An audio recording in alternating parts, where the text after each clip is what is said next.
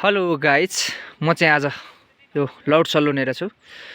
यो लौड सल्लो भनेको चाहिँ तपाईको चाहिँ नि यो विभिन्न रोगको 35 वटा रोगलाई चाहिँ काम लाग्ने यो बहुउपयोगी चाहिँ नि जडीबुटी हो। यो एकदम अर्गानिक रूपमा चाहिँ यो वनजङ्गलमा पाइने यो लौड सल्लो यो चाहिँ धेरैवटा रोगको लागि चाहिँ काम लाग्छ। यो क्यान्सर जस्ता रोगको लागि पनि यो चाहिँ क्यान्सर पनि तपाईको पहिलो स्टेज र दोस्रो स्टेजसम्म क्यान्सर लागेको मान्छेलाई पनि निको हुने औषधि हो। यो चाहिँ लौड सल्लो यो चाहिँ एकदम भरिपूर्ण गुण भएको हो। यो बोट देख्न सक्नुहुन्छ, यहाँ झ्याम्मै छ है, झ्याप्पै छ यो बुट्टा चाहिँ। चट्ट यसलाई चाहिँ यसरी काट्ने र काटिसकेपछि घाम नलाग्ने ठाउँ ओस ठाउँमा चाहिँ राखेर यसलाई सुकाउने, घाम पर्न नदिने गरी।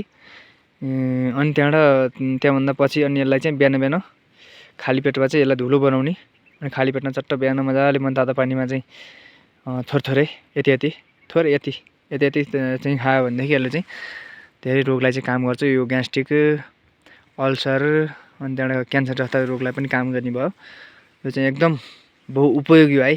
र सबैलाई जानकारी होस्। यो भिडियो चाहिँ सक्दो सेयर गरिदिनु होला र लाइक कमेन्ट पनि गरिदिनु होला।